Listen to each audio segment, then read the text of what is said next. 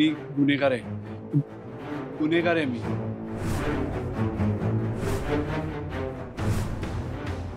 बाबा काय बोलताय तुम्ही? तुम्हाला बरं नाहीये ना म्हणून असं बोलताय. तुम्ही शांत व्हा. इन्स्पेक्टर साहेब, अहो बाबांची तब्येत बरी नाहीये ना म्हणून ते असं बोलतायत. ते आता बाहेर फोन केलाय.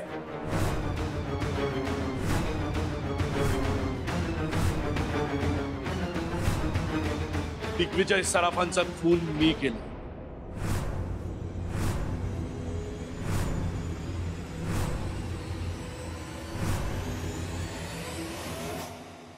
हा हॅलो, बोलतोय. काय सांगते? होय काय? अरे कसा, कधी पण? बर बर, हा हा लक्षात आलं लक्षात. बर बर बर. अरे कुंदा, अरे भाऊ, काय झालं आबा? कोणाचा फोन होता? हा मयूचा फोन आला होता. भजन पोलीस चौकीत पोहोचलंय. पोलीस चौकीत? हा. अहो ते तिकडे काय करताय? तो भजन स्वतःच पोलीस चौकीत गेलाय. काय? अहो का गेले? काय नेमकं झालंय काय? झालं काय? पोलीस मयूरने काही सांगितलं का तुम्हाला? का झालं असं? अरे एखादा मग किती प्रश्न विचारले तुम्ही? मला जास्त काय माहित नाही. चल चल. ए कोण आहे तिकडं? ए कोण आहे तिकडं? कोण होतो? कोण आहे? आम्हा कोणी नाहीये. तुम्ही चला ना, आपण पोलीस स्टेशनला जाऊ. आम्ही जाऊन येतो.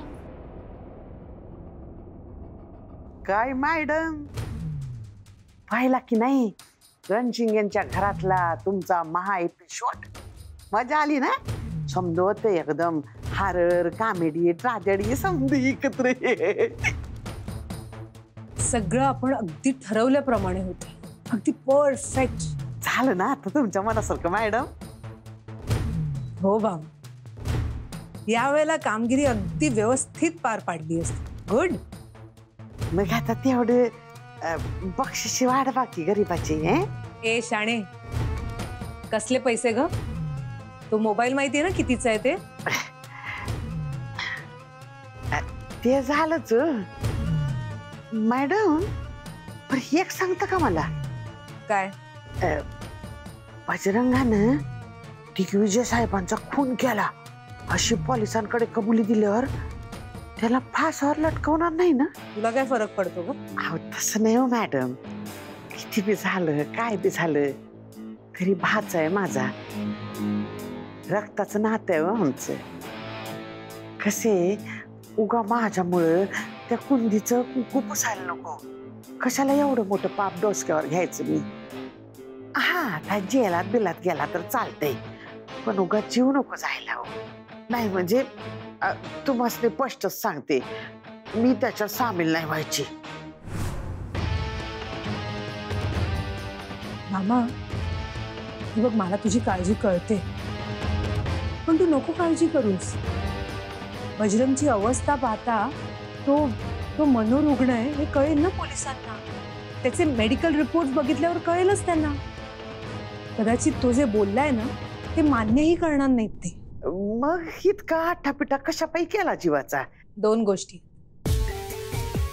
एक म्हणजे रणशिंगेंना होणारा त्रास आणि दुसरं म्हणजे बजरंगच्या या प्रकरणामुळे अख्खी फॅमिलीच राजवीरच्या नजरेतून पडेल. खूपच कळवळा आहे ना राजवीरला, तो आता राहणार नाही. मॅडम शॉलेट, तुमचं डॉस्कर म्हणजे एकदम त्या इंजिन गाडी असते ना त्यामध्ये चालतो एकदम.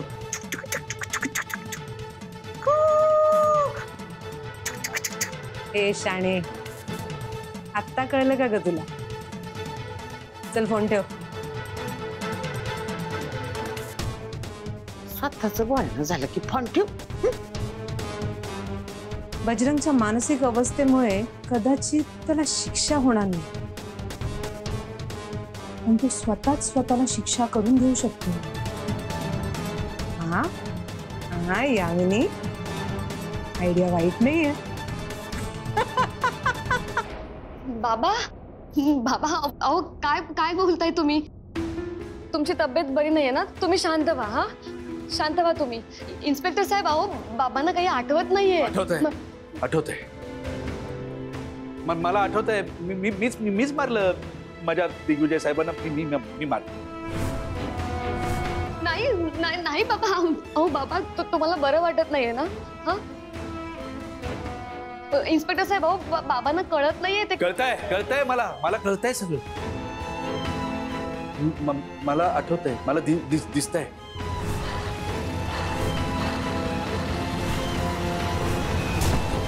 दिसतंय मला काय घडलं ते. काय घडलं होतं? काय घडलं? हा, मी आणि माझे साहेब दिग्विजय सराफ, आम्ही ना असे रस्त्याने चाललो होतो आणि रस्त्यात MH16 1107 MH16 1107 असा ट्रक आधीपासूनच उभा होता. मग मी काय केलं? मी त्या ट्रकचा ताबा घेतला आणि मग तो ट्रक घेऊन भरधाव वेगाने माझ्या साहेबांच्या गाडीवर चढवला.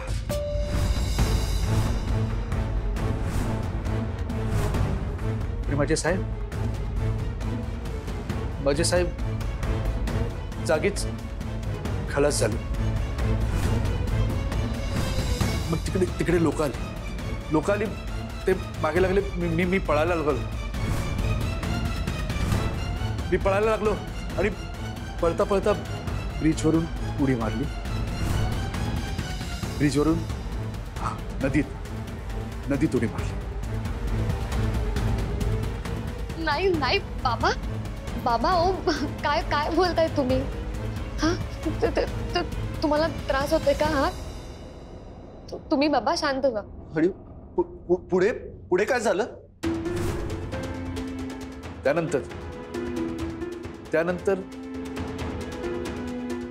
काय झालं मला नाही आठवत काय झालं. इथे आल्यापासून ते फक्त एवढंच बोलतायत, बाकी त्यांना काही आठवतच नाहीये. पण त्यांनी त्यांची गुन्ह्याची कबुली मात्र ठामपणे दिली आहे. एकदा नाही, 2दा. अहो इन्स्पेक्टर साहेब, अहो गुन्ह्याची कबुली असं नका म्हणू प्लीज. बाबा तुम्हाला बरं वाटत नाही म्हणून तुम्ही असं बोलताय ना? हा तुम्ही दिग्विजय सरांचा खून का कराल? अहो तुमचे आणि दिग्विजय सरांचे किती चांगले संबंध होते. आठवतंय? तुम्ही मालक आणि नोकर असे कधीच नाही वागलात एकमेकांसोबत. दिग्विजय सर पण तुमच्यासोबत खूप छान वागायचे. हा आठवतंय बाबा? आणि बाबा तुम्ही तर दिग्विजय सरांना देवासमान मानायचात. आणि खून करण्यासाठी काहीतरी कारण लागतं आणि तुमच्याकडे तसं काहीच कारण नव्हतं. तुम्हाला पैशांचा मोह सुद्धा नव्हता बाबा. मला आठवतंय ना, दिग्विजय सर बाबांसाठी महागातले गिफ्ट घेऊन यायचे, पण बाबांनी कधीच नाही घेतले ते गिफ्ट. हो ना बाबा? तुम्हाला आठवतंय बाबा? तुम्ही कधीच दिग्विजय सरांकडे उसने पैसे पण नव्हते मागितलेले. उलट सर माझे बाबा म्हणायचे सरांना की मला तुम्ही उसने पैसे देऊ नका, माझ्या पगारातून तुम्ही पैसे कापून घ्या. हो ना बाबा? हा आठवतंय का तुम्हाला? इन्स्पेक्टर साहेब, अहो बाबांकडे काही कारणच नव्हतं खून करण्याचं.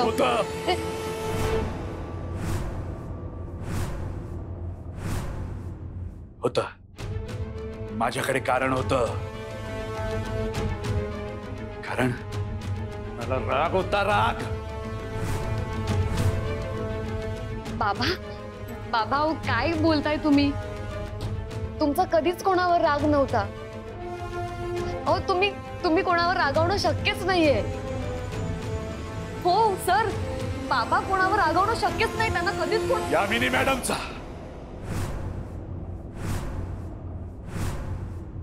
मला यामिनी मॅडमचा राग होता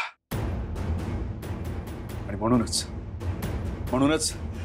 साहेबांचा खुनाचा आळ त्यांच्यावर यावा म्हणून मी हे सगळं केलं.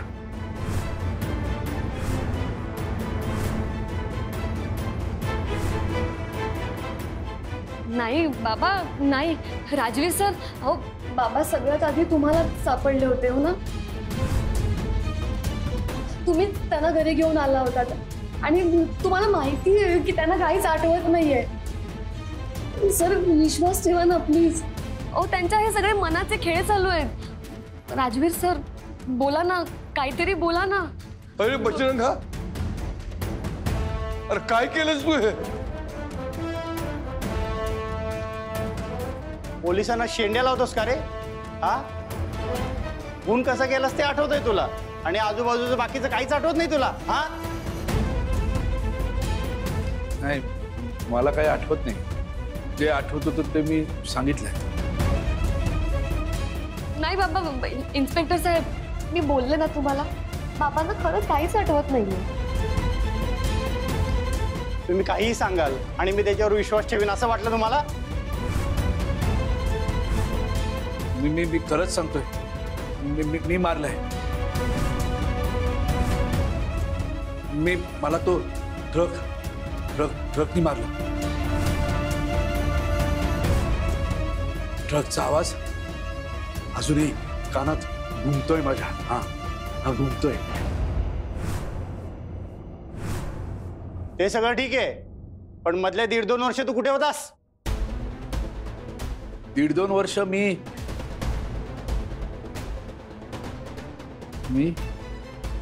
कुठे होतो? मला नाही आठवत मी कुठे होतो. नाही आठवत. इन्स्पेक्टर साहेब त्यांची तब्येत खरंच बरी नाहीये. त्यांना नाही काही आठवत आहे. अहो साहेब, माझा मुलगा बॉडीगार्ड आहे. त्याच्या मालकान तो देवा समान मानतो. त्यांचा खून कसा करेल तो? आम्ही तुम्हाला बाबांचे रिपोर्ट आणून दाखवतो, त्यावरनं तुम्हाला कळेल. त्यांना काहीच आठवत नाहीये सर. गुन्हेगार स्वतः आमच्याकडे येऊन कबुली देतोय आणि तुम्ही म्हणताय त्याच्याकडे दुर्लक्ष करा. तुम्हीच विचार करा ना साहेब, जर बाबांनी हे सगळं पैशांसाठी केलं असतं तर त्यांच्याकडे पैसे असते आता, पण काहीच नाहीये त्यांच्याकडे.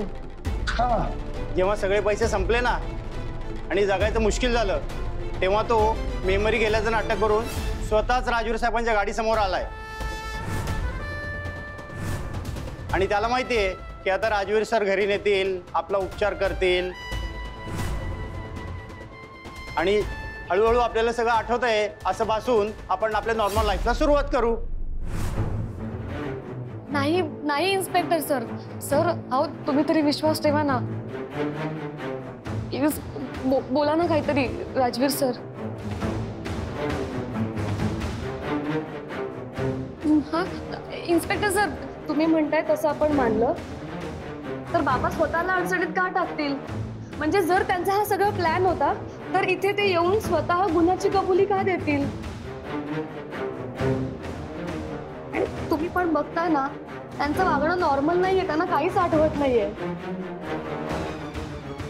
आणि जेव्हा ही सगळी घटना घडली तेव्हा बाबा तिथे होते, पण त्यांचा आता काहीतरी गोंधळ झालाय. त्यांना कळत नाहीये, ते काहीही बोलतायत. प्लीज विश्वास ठेवा ना इन्स्पेक्टर साहेब. बरं मला सांगा, हे तुमचे कोण? हे आबा आहे.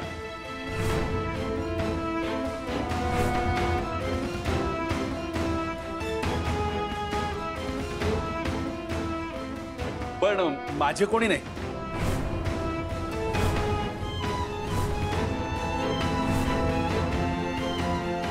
ही छकुली आहे ना, छकुली तिचे आजोबा आहे.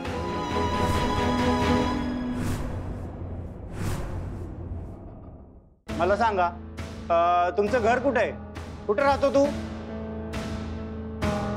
माझं घर नाही, मला आठवत नाही.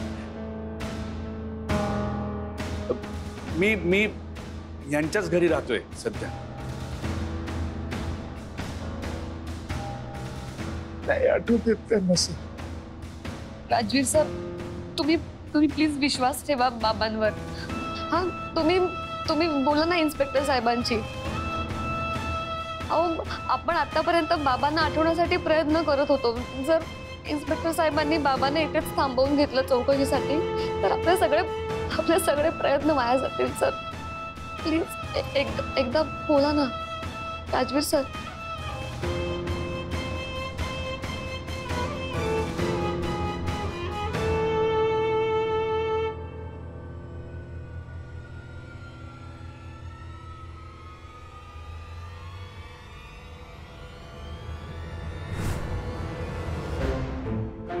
पोलीस स्टेशनला का गेले असतील ग? आई ते आल्यावर कळेल ना आपल्याला. तू नको टेन्शन घेऊस. त्यांना पोलीस काही करणार नाहीत ना, सोडतील ना लगेच. माझ्या मनात इतके वाईट वाईट विचार येत आहेत ना आता. आई आई आई तू शांत हो. बघ बाबा इथून पळून गेल्यावर ते पोलिसांना सापडले असतील, म्हणून कदाचित ते पोलीस स्टेशन मध्ये असतील. हा आता आबा भाऊ घेऊन येतील ना बाबांना. भानगड काहीतरी भानगड केली असणार, तेव्हाच पोलिसांनी इतका वेळ बसवून ठेवलाय. नाही तर कशाला पोलीस बसवून ठेवतील ना इतका वेळ? असं नका बोलू तुम्ही. आई हाय का आता माझ्या बोलण्याने काय होणार आहे?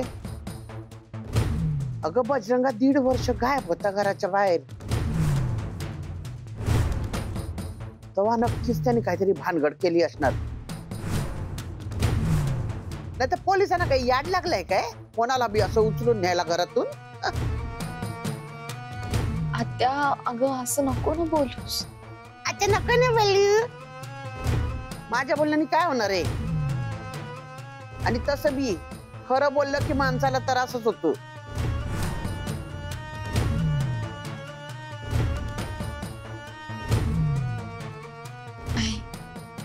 आई तू काळजी करू नकोस, बाबा येतील. तुझा बजरंगा जेलात चढल ना तेव्हा कळल माझ्या लाडक्या नातवाला किती त्रास होतोय ते. त्यांनी स्वतः येऊन गुन्ह्याची कबुली दिली आहे. ही गोष्ट विसरताय तुम्ही. अहो तो काय बोलते त्याच त्याला आठवत नाही. आज बोललेलं उद्या आठवत नाही, शिकत आहे त्याची. आणि ते घरच्यांनाही ओळखत नाहीयेत त्यांच्या. बघितलं ना आता तुम्ही. मी त्या लग्नाचा अल्बम दाखवला, बायकोला ओळखलं नाही त्यांनी. आता मी त्याचा जन्मदाता बाप आहे, मला पण ओळखलं नाही त्यांनी. असा माणूसच सांगेल की मी याचा खून केलाय म्हणून, तर त्याच्यावर विश्वास कसा ठेवायचा हो?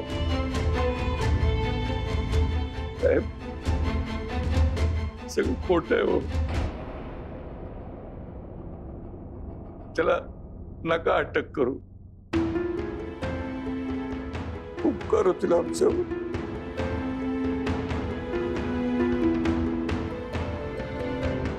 हे सगळं यामिनी मॅमनी तर घडवून आणलं नसेल ना? आणि जर असं असेल तर कसं केलं असेल त्यांनी हे? राजवीर सर, यांचे आणि तुमचे जुने संबंध आहेत हे एकूण लक्षात आलंय आता माझ्या. आणि यांचं मानसिक संतुलन ढळलेलं आहे हेही तुम्ही मगाशीच म्हणालात. तरी आपण याला तुमच्या वडिलांच्या खुनाच्या चौकशीसाठी ताब्यात घेऊ शकतो.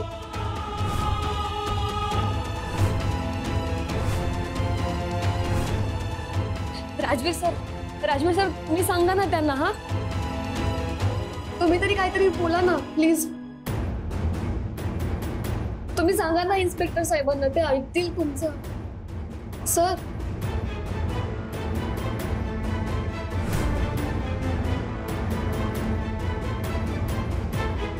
सर, आता ह्यांच्यावर ट्रीटमेंट चालू. अशात जर ह्यांना अटक झाली तर सगळ्याच गोष्टी खोळंबतील.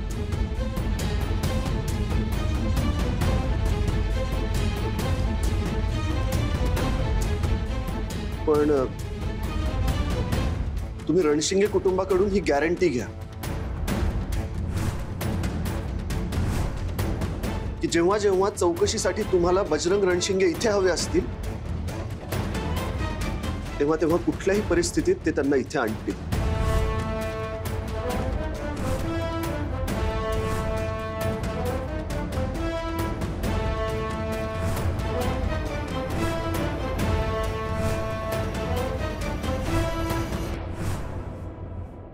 तेव्हा इन्स्पेक्टर सर, आमच्या वकिलांशी बोलून मी माझ्या बाबांच्या मृत्यूची केस रिओपन करायला सांगतो.